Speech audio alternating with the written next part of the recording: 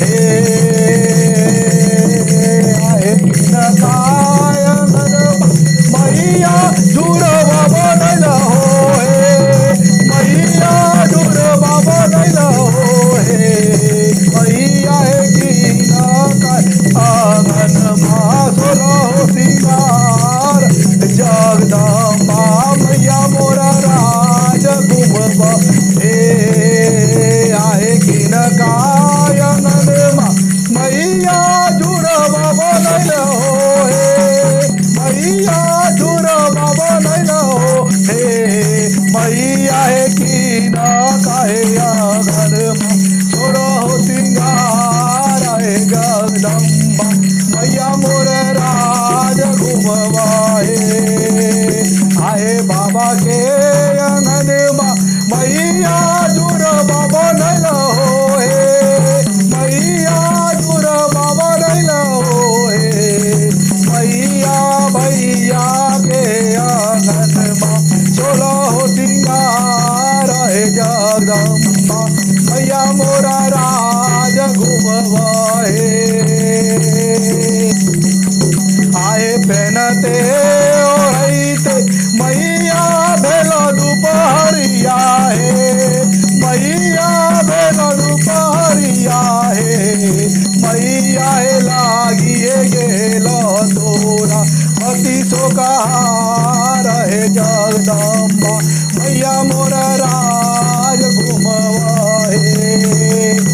आए पहनते ओढ़ते मैया भेल दुपहरिया हे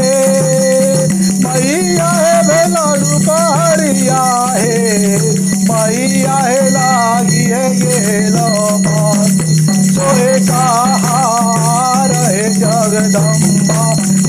मोरा राज घुमवा आहे कौन रंग बोलिया मैया कौन रंग हरिया हे मैया कौन रंग हरिया हे माता है कौन रंग तोरा डोली याके कार है जगदम मैया मोर राज घुमवा आए कौन रंग डोलिया मैया कौन रंग हरिया हे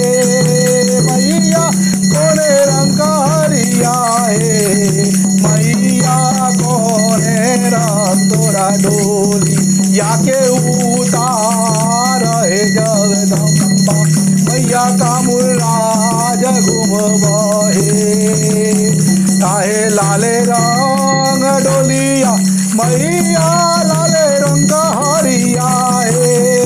मैया लाले रंग हरिया हे